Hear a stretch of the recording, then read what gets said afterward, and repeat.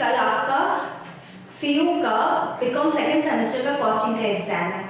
उसके लिए मैंने क्या किया, आप लोगों को 10 शॉर्ट नोट्स प्रोवाइड किए हैं यहाँ पर, जो कि बहुत बहुत इंपॉर्टेंट है।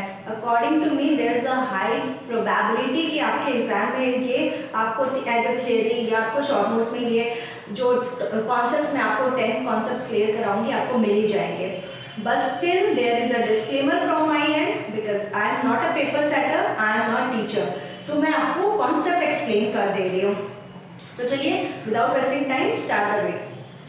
पहला है हमारा सम कॉस्ट। सम कॉस्ट क्या हुआ? The cost which is already incurred which can not be recovered. इसका मतलब क्या है? जो खर्चा मैंने ऑलरेडी खर्च कर दिया है, इनकर कर दिया है, और वो मैं अब रिकवर भी नहीं कर सकती हूँ। एग्जाम्पल के थ्रू से समझते हैं। जैसे R&D का एक्सपेंडिचर हो गया, मेरा ट्रेनिंग का एक्सपेंडिचर हो गया। सपोज मैंने एक असाइनमेंट लिया वैक्सीन बनाने का, ठीक है। अब मैंने उसके लिए क्या किया, R&D की टीम बैठाई, सब कुछ सारा जितना खर्चा करना था R&D पे सब खर्चा कर दिया। अब उसके बाद कुछ ऐसी सर्कमस्टेंसेस आ गई जहाँ पर मैं परप्लेक्स सिचुएशन में हूँ कि अब ये आगे वैक्सीन का जो असाइनमेंट लिया है उसको कंटिन्यू करूँ या नहीं करूँ, बीच में छोड़ूँ। तो अब ये जो मेरा फर्दर डिसीजन है कि मैं इसे कंटिन्यू वैक्सीन वाला कंटिन्यू करूँ या नहीं करूँ, इससे अब कोई फर्क नहीं पड़ता। जो एक्सपेंडिचर मैंने R&D में कर दिया वो कर दिया, वो इनकर हो गया, वो अब रिकवर नहीं कर सकती। अगर कंटिन्यू करती हूँ तो भी कोई फर्क नहीं पड़ेगा R&D के एक्सपेंडिचर, और कंटिन्यू नहीं भी करती हूँ तो कोई फर्क नहीं, यानी मेरे फर्दर डिसीजन पे कोई फर्क नहीं पड़ रहा। इस तरह के खर्चे को क्या बोलते हैं? Sunk cost. संक का मतलब क्या होता है? जनरल मीनिंग, डूबा, जो पैसा डूब गया अब वो वापस रिकवर नहीं होगा। क्लियर? दूसरा है मेरा अपॉर्चुनिटी कॉस्ट। अपॉर्चुनिटी कॉस्ट माने क्या हुआ? sacrifices to choose between two alternatives। जैसे मेरे पास क्या है, दो ऑल्टरनेटिव है, sacrifices to choose one option over another। दो ऑप्शन एग्जाम्पल से समझते हैं। जैसे आपका एग्जाम्पल लेते हैं। आप लोग अभी क्या है, ग्रेजुएशन कर रहे हो, ठीक है। अब आपके पास मान लो ग्रेजुएशन करते करते ही एक ऑप्शन आया कि आप फुल टाइम जॉब, अगर फुल टाइम जॉब आप करते हो तो आपको 25,000 मिलेंगे, पार्ट टाइम की बात नहीं कर रही हो। तो अब आप क्या है, अगर आप फुल टाइम जॉब अगर लेते हो तो आप जॉब अपनी पढ़ाई कंटिन्यू नहीं कर पा रहे हो, क्योंकि आप कॉलेज नहीं जा पाओगे रेगुलर बेसिस पे, आप अपनी पढ़ाई ठीक से नहीं कर पा रहे हो। और अगर आप जॉब करते हो तो पढ़ाई नहीं कर पाओगे, और पढ़ाई करते हो तो जॉब नहीं, तो एक ऑप्शन आपको चूज करना पड़ेगा दोनों में। तो हमारे पास ऐसी सिचुएशन आती है जहाँ पे हमको सिर्फ एक ही ऑप्शन को स्टिक करके चलना पड़ता है। एक ऑप्शन को हम जब पकड़ते हैं तो दूसरा ऑप्शन से जो हमको बेनिफिट अराइज होने वाला होता है वो हम सेक्रीफाइस करते हैं ना, वो बेनिफिट तो अब हम नहीं ले पाएंगे। जैसे मान लो आपने चूज किया कि आप ग्रेजुएशन का सेकंड सेमेस्टर पहले पूरा कंप्लीट करोगे, उसके बाद ही आप जॉब के बारे में सोचोगे, पूरा ग्रेजुएशन करने के बाद ही आप जॉब सोचोगे। तो जो जॉब का 25,000 आपने सेक्रीफाइस कर दिया, वो क्या हो गया आपका अपॉर्चुनिटी कॉस्ट। ये क्या किया, सेक्रीफाइस किया आपने। चूज वन ऑप्शन, आपने कौन सा ऑप्शन चूज किया? आपने पढ़ाई करने का ऑप्शन चूज किया ओवर अनदर, किसके बदले? जॉब करने के बदले। तो एग्जाम्पल हम ऑलरेडी देख चुके, ग्रेजुएशन वर्सेस सैलरी, और दूसरा एग्जाम्पल है entrepreneurship versus study job. Same thing concept apply होगा, जैसे कि अभी आपको एक्सप्लेन किया था आपकी ग्रेजुएशन की पढ़ाई और आपके सैलरी जॉब को लेके, ठीक है। तो अपॉर्चुनिटी कॉस्ट भी आई थिंक क्लियर हो गया होगा। Time keeping and time booking. अब time keeping and time booking क्या है? टाइम कीपिंग में क्या होता है, हम वर्कर के ना पूरे वर्कर की क्या है, वर्कर वाइज रिकॉर्ड करते हैं, रिकॉर्डेड वर्कर्स वाइज। उसमें वर्कर मेरा कब अराइव कर रहा है ऑफिस में, कब वो ऑफिस से डिपार्ट कर रहा है, उसका अराइवल डिपार्चर, बीच में वो कौन सा टाइम कितना ले रहा है, ये कर रहा है, कब क्या काम कर रहा है, टाइम मैंने उसका पूरा टाइम का रिकॉर्डिंग करना वर्कर का, ठीक है, अराइवल डिपार्चर सब कुछ। लेकिन टाइम बुकिंग में हम क्या करते हैं? टाइम बुकिंग में हम जॉब वाइज रिकॉर्डिंग करते हैं। हम वर्कर को नहीं देखते हैं कि वर्कर कब आया कब गया। वर्कर तो हो सकता है सुबह 9 बजे आया, रात को 9 बजे गया, लेकिन उसने काम सिर्फ मान लो 2 आवर्स ही किया। तो जब मैं टाइम बुकिंग करूँगी तब मैं क्या रिकॉर्ड करूँगी? वो जो पर्टिकुलर 2 आवर्स उसने काम किया वही मेरे लिए टाइम बुकिंग होगी मेरी, क्योंकि उसने जॉब करने में कितना समय लगाया वो हो गया मेरा टाइम बुकिंग। लेकिन जब मैं टाइम कीपिंग करूँगी तो मेरे को क्या करना पड़ेगा? वर्कर 9 o'clock आया मॉर्निंग में, राइट को 9 o'clock गया, तो टाइम टाइम कीपिंग में मैं 9 to 9 की रिकॉर्डिंग करूँगी, टाइम बुकिंग में मैं आपको 2 आवर्स उसने जो काम किए मेरे पर्टिकुलर जॉब को करने में वो रिकॉर्ड करूँगी। क्लियर? अब हम आते हैं just in time inventory. Just in time inventory का कॉन्सेप्ट क्या है कि पहले क्या होता था कि लोगों को डिमांड आती नहीं थी कस्टमर्स से, उससे पहले ही क्या करते थे इन्वेंट्री एडवांस में मंगा के रख लेते थे। उससे क्या होता था प्रॉब्लम कि कॉस्ट कितना बढ़ जाता है इन वेयर हाउस को, एक आपको वेयर हाउस चाहिए इन्वेंट्री को पहले से रखने के लिए, फिर उसके बाद इन्वेंट्री खराब हो गई तो वो सारा लॉस भी आपका होता था। तो कॉस्टिंग अपने क्यों पढ़ते हैं? कॉस्टिंग पढ़ने का मतलब क्या होता है कि कॉस्ट को कितना अपने रिड्यूस कर सकें, ज़्यादा से ज़्यादा कॉस्ट को रिड्यूस करना है अपने को। तो कॉन्सेप्ट लाया गया just in time inventory system का। उसमें क्या होता है अपने को इन्वेंट्री को क्या है पहले से नहीं मंगाना, जस्ट इन टाइम। बोलने का मतलब क्या है तुरंत तुरंत जैसे ही आपको दरकार पड़ी वैसे ही आप मंगा लिए। तो इसमें क्या होता है जस्ट इन टाइम में आप एडवांस में कुछ नहीं मंगाते, आपके पास देखो ये प्रोसेस है। जैसे क्या है कस्टमर है उसने क्या किया डिमांड राइज की, फिर ऑर्डर प्लेस किया गया। कस्टमर ने हमको डिमांड दी, डिमांड से वो और उसने ऑर्डर प्लेस किया कि उसको इस माल की दरकार है। उसके बाद हम सप्लायर के पास जाते हैं, सप्लायर को बताते हैं कि हमको ये गुड्स चाहिए, ये मटेरियल चाहिए। सप्लायर के पास से वो फिनिश गुड्स तैयार हो जाता है। फिनिश गुड्स तैयार होने के बाद वो माल हमारे पास आएगा कंपनी में, हम तुरंत उसको क्या करते हैं। और कभी कभी तो डायरेक्टली वो सप्लायर के पास भी कस्टमर के पास सप्लाई हो जाता है।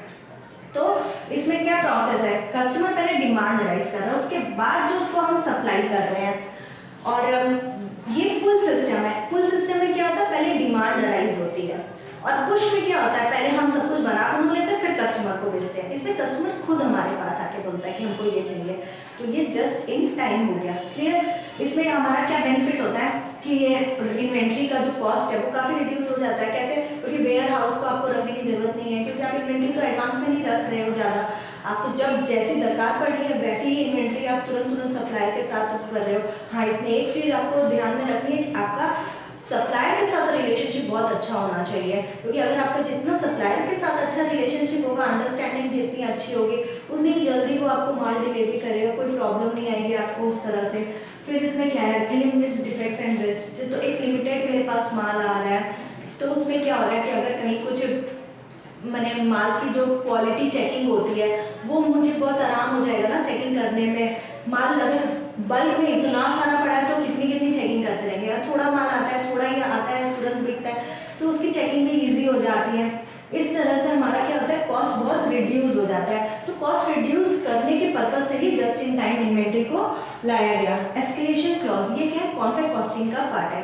एस्केलेशन कॉस्ट में क्या होता है कि ऑटोमेटिकली प्राइस में राइज हो जाता है। हम जब भी कॉन्ट्रैक्टर और कॉन्ट्रैक्टी के बीच में कॉन्ट्रैक्ट मैंने एक कॉन्ट्रैक्ट साइन होता है, पता है ना आपको, उसमें क्या किया जाता है कॉन्ट्रैक्टर जो होता है वो पहले से ही सेफर साइड अपना के चलता है, पहले से ये क्लॉज डाल देता है कॉन्ट्रैक्ट एक्ट में कि भाई इन फ्यूचर अगर प्राइस में कहीं इन्फ्लेशन होता है या कॉस्ट ऑफ लिविंग में कहीं कोई इन्हांसमेंट हो जाता है, बढ़ जाता है, तो उसके कारण जो लॉस होगा वो तो हम बेयर नहीं करेंगे, वो तो कॉन्ट्रैक्टर को ही बेयर करना पड़ेगा। इसलिए क्या होगा हम जो प्राइस अभी कोट किए हैं उससे बढ़ा सकते हैं इन केस अगर फ्यूचर में मेरे कोई सर्कमस्टेंसेस चेंज होता है, जब इन्फ्लेशन के कारण हो या कॉस्ट ऑफ लिविंग के कारण हो, तो वो प्राइस हाइक ऑटोमेटिकली कर देंगे और वो कॉन्ट्रैक्टर को एक्सेप्ट करना पड़ेगा। तो एस्केलेशन क्लॉज आपको ये बताता है, जैसे सीढ़ी नहीं देखते ऊपर एस्केलेटर में जो ऊपर चढ़ते जाते हैं तो प्राइस ऊपर हो जाएगा, तो वो चीज़ के लिए कॉन्ट्रैक्टर को तैयार रहना पड़ता है। एस्केलेशन क्लॉज ये होगा। रिटेंशन वाले में क्या होता है आपका, जैसे एस्केलेशन क्लॉज को एक बार पढ़ लेते हैं आपका। An automatic increase in the prices when certain conditions occur such as when the cost of living or inflation increases। अब आते हैं हम 6 पॉइंट पे अपना रिटेंशन मनी। रिटेंशन मनी क्या होता है, रिटेन करना माने होल्ड करना, किसी चीज़ को रख लेना, पूरी पेमेंट नहीं देना। कॉन्ट्रैक्टर के बीच में मान लो 5 साल का कॉन्ट्रैक्ट हुआ, अब 5 साल का तो जो काम करेंगे अब उसका तो जो अमाउंट आएगा वो तो एक लमसम अमाउंट हो जाएगा। तो कॉन्ट्रैक्ट ही एक बार में तो पूरा अमाउंट नहीं दे देगा ना, पूरा दे देगा तो क्या होगा इन फ्यूचर कभी मान लो कॉन्ट्रैक्टर ने काम ही आधा किया, छोड़ के चला गया या कोई डिस्प्यूट हो गया, पूरा दे देगा तो फिर तो कॉन्ट्रैक्ट ही प्रॉब्लम में फंस जाएगा। तो इसलिए क्या किया जाता है कॉन्ट्रैक्टी पहले से ही एग्रीमेंट कर लेता है कि भाई जैसे जैसे काम करते जाओगे हम पेमेंट करते जाएंगे, थोड़ा बहुत टू कॉन्ट्रैक्ट डिपेंड करता है। तो वो कुछ पोर्शन जो आपके अर्निंग कॉन्ट्रैक्टर को देना होता है उसका होल्ड करके रखता है, मतलब कि रुक रुक के होल्ड करके देगा। तो इसमें क्या है आपका retention money, not receive full, आपको पूरा पैसा कॉन्ट्रैक्टर को नहीं मिलता है। रिटेन सम अमाउंट, कॉन्ट्रैक्टर क्या करता है सम अमाउंट रिटेन कर लेता है। इसको कैसे अपने फॉर्मूले वाइज दिखा देते हैं, वैल्यू ऑफ वर्क सर्टिफाइड। मान लो 100 रुपये का काम सर्टिफाइड हुआ, ठीक है, उसमें से अपने को कितना माइनस करना पड़ेगा, पेमेंट एक्चुअली मेड। 100 रुपये का काम समझो आपने एक कॉन्ट्रैक्टर ने कर दिया, उसमें से मान लो उसको पेमेंट हुई है 50 रुपये की, 50 नहीं 60 लेके चलते तो क्लियर होगा समझने में। 100 रुपये का उसने work value of work certified कि इतना का वर्क सर्टिफाइड हो गया कि उसने 100 रुपये का काम किया। अब उसको पेमेंट दिया कॉन्ट्रैक्टर ने 60 रुपये का, 60 रुपीज़, ठीक है। तो ये जो 40 रुपीज़ बचा वो मेरा क्या हो गया, वो मेरा हो गया रिटेंशन मनी, यानी वो पैसे अभी कॉन्ट्रैक्टर ने क्या किया है, रिटेन करके रखे हुए हैं।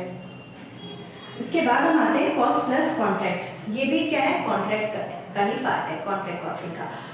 इसमें क्या होता है, कॉस्ट प्लस कॉन्ट्रैक्ट। अब कोई भी काम अगर बिजनेसमैन कर रहे हैं, कॉन्ट्रैक्ट कर रहे हैं तो कुछ तो प्रॉफिट के लिए कर रहे हैं ना। तो जो कॉन्ट्रैक्ट ये कॉस्ट प्लस कॉस्टिंग में क्या होता है, आपका जितना भी टोटल कॉस्ट है, डायरेक्ट कॉस्ट, ओवरहेड कॉस्ट, जितना भी टोटल कॉस्ट आपका है, प्लस आप कुछ प्रॉफिट मार्जिन उसमें ऐड कर लेते हो, ठीक है। अपना प्रॉफिट मार्जिन आपने ऐड कर दिया, वो हो गया आपका cost plus contract. Perpetual inventory system क्या हो गया आपका, परपेचुअल का मतलब क्या होता है, कंटिन्यूस बेसिस पे चलते रहना, ठीक है। तो परपेचुअल इन्वेंटरी सिस्टम एक ऐसा इन्वेंटरी सिस्टम है जिसमें कि आपकी जैसे ही इन्वेंटरी आती है या जाती है उसकी रिकॉर्डिंग तुरंत क्या होती है, रियल टाइम बेसिस के हिसाब से होती है, कंटिन्यूस बेसिस पे रिकॉर्डिंग। जैसे ही कोई भी ट्रांजेक्शन आता है तो होता है तुरंत अपडेट हो जाता है। जैसे देखो अपने क्या रियल लाइफ में भी इसको देख सकते हैं, जैसे बैंक वगैरह में आप जाते हो तो क्या होता है, बैंक में जैसे ही आपने पैसे डाले तुरंत का तुरंत एंट्री आप देखोगे। अगर आप पासबुक उसको अपडेट कराओगे, जैसे ही आपने पैसे डालोगे, डिपॉजिट करोगे, आप एंट्री कराओ, देखोगे आपका डिपॉजिट रिफ्लेक्ट करेगा। जैसे ही आप विड्रॉ करोगे अपने अकाउंट से मनी, आप फिर से पासबुक अपडेट कराओ, देखो एंट्री में रिफ्लेक्ट करेगा कि विड्रॉ हो गया। तो बैंक का सिस्टम क्या है, रियल टाइम बेसिस पे अपडेट होता है, जैसे ही जो ट्रांजेक्शन हुआ उसका वैसे ही रिकॉर्डिंग हो जाता है। तो सेम यही concept in perpetual inventory system में होता है, updated after each transaction, real time stock update, continuous stock update. अब इसमें जैसे एग्जाम्पल से देखते हैं, जैसे देखो ओपनिंग स्टॉक पता है आपको, मान लो 100 रुपये का 100 इन्वेंट्री आपके पास है, 100 इन्वेंट्री आपके पास है, ओपनिंग में पड़ी थी, प्लस आपके पास परचेज हुआ आपने 50। तो अब आपको पता है कि इन्वेंट्री मेरा ओपनिंग पर 100 था, मेरे परचेज हुआ बीच में ड्यूरिंग द ईयर मेरा परचेज हुआ 50 का, फिर आपने बाद में उसको सेल कर दिया 50 को, ठीक है। तो अब आपको समझ में आ गया, पहले मेरे पास 100 था, फिर परचेज हुआ 50, तो मेरे पास 150 हुआ, 150 में मैंने फिर 50 सेल कर दिया, तो अल्टीमेटली मेरे पास क्लोजिंग कितना रह गया, 100 का। तो इस तरह से आपको हर एक ट्रांजेक्शन का पूरा चीज जैसे ही हो रहा है वैसे ही रिकॉर्डिंग कर दी, तो पूरा नॉलेज रहता है। अच्छा, इसके बाद है हमारा cost treatment of spoilage. Spoilage का मतलब क्या है, स्पॉइल खराब हो जाना, जो गुड यूनिट्स नहीं रह गई हैं, किसी कारण से खराब हो गई है। अब इसमें स्पॉइलेज क्या है, दो तरह की आपकी है, एक होती है नॉर्मल स्पॉइलेज, एक होती है आपकी एबनॉर्मल स्पॉइलेज। नॉर्मल स्पॉइलेज को अपने क्या करते हैं, जो गुड यूनिट्स ऑफ आउटपुट होता है ना उसी के साथ एडजस्ट कर देते हैं, उसको अलग से कहीं रिकॉर्ड नहीं करते। लेकिन जो एबनॉर्मल स्पॉइलेज वाला होता है उसको क्या करते हैं, अपने कॉस्टिंग पीएल में एडजस्ट कर, माने कॉस्टिंग पीएल में रिकॉर्ड करते हैं, उसको आप अलग से दिखाते हो कॉस्टिंग पीएल में, क्लियर। अच्छा, फिर है हमारा फीफो एंड लीफो मेथड, ये हमारा लास्ट है पॉइंट। फीफो माने क्या हुआ, फर्स्ट इन फर्स्ट आउट, जो पहले आया वो पहले गया। और लीफो माने क्या हुआ, लास्ट इन फर्स्ट आउट, आया तो लास्ट में लेकिन निकला सबसे पहले, last in first out, LIFO. अब इसमें एग्जाम्पल से समझते हैं, देखिए जैसे यहाँ पे 99 लिखा हुआ है, 99885554, इन सबको ऐड करेंगे तो मेरा टोटल आ रहा है 56, ठीक है। मेरे पास 56 इन्वेंट्री है, पहले मैंने 9 यूनिट ली, फिर 9 यूनिट ली, फिर 8 यूनिट, फिर 8 यूनिट, फिर 8 यूनिट, फिर ये ओपनिंग इन्वेंट्री थी मेरे पास 554 जो रेड बॉक्सेस से बना हुआ है, ठीक है। तो रेड ओपनिंग इन्वेंट्री मेरे पास रेड बॉक्सेस वाली 554, बीच में मैंने परचेज किया है ये वाली इन्वेंट्री, इसको 99888, ओके, ड्यूरिंग द ईयर। अभी लास्ट अगर हम फीफो के हिसाब से देखें, फीफो का मतलब क्या हुआ, first in first out. First कौन सा आया मेरे पास, ऑफकोर्स जो लास्ट ईयर का मेरे पास इन्वेंट्री आया, क्लोजिंग स्टॉक मेरा कन्वर्ट होकर ओपनिंग बन जाता है ना, इस ईयर में वो मेरा ओपनिंग बन गया।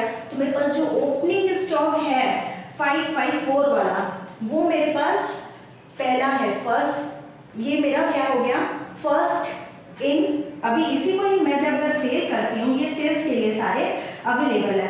अब इनको अगर मुझे सेल करना, मान लो मेरे पास 9 यूनिट सेल करने का मैंने मुझे ऑर्डर मिला, तो मैं पहले क्या करूँगी, ये 4, इस 4 को पहले मैं सेल करूँगी, और ये 4 ओपनिंग स्टॉक वाले से मैं पहले ये 5, 4 और 5 दोनों मिला के 9 हो गया ना, तो मैं ये 9 यूनिट पहले सेल करूँगी।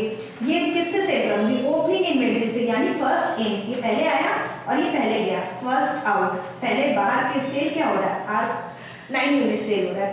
तो अब मेरे पास कितना बच गया, मेरे पास टोटल इन्वेंट्री कितनी बची, ये पहली ओपनिंग इन्वेंट्री में से मेरा ये 5 बचा हुआ है अभी भी, और बाकी ये 888, ये 3 हमारे 8 यूनिट्स और 2 9 यूनिट्स बची हुई है। तो इन सबको अगर हम ऐड करेंगे तो मेरे पास अब क्लोजिंग इन्वेंट्री कितनी बच गई, 47 बच गई, ठीक है। तो ये मेरा हुआ फर्स्ट इन फर्स्ट आउट के बेसिस से। अब हम लास्ट इन फर्स्ट आउट के बेसिस से समझते हैं।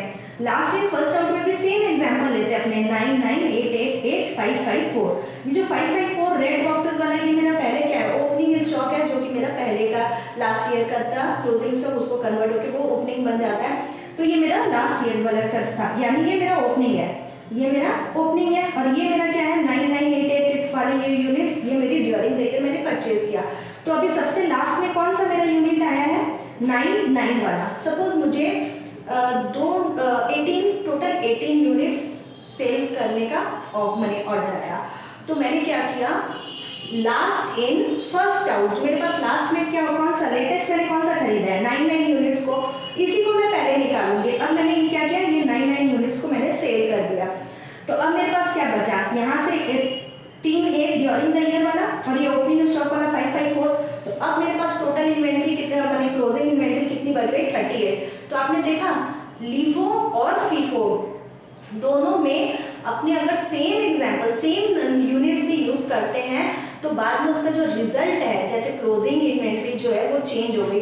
फीफो के हिसाब से मेरा 47 आया, और लीफो के हिसाब से मेरा 38 आया inventory, closing inventory. That's all, thank you so much.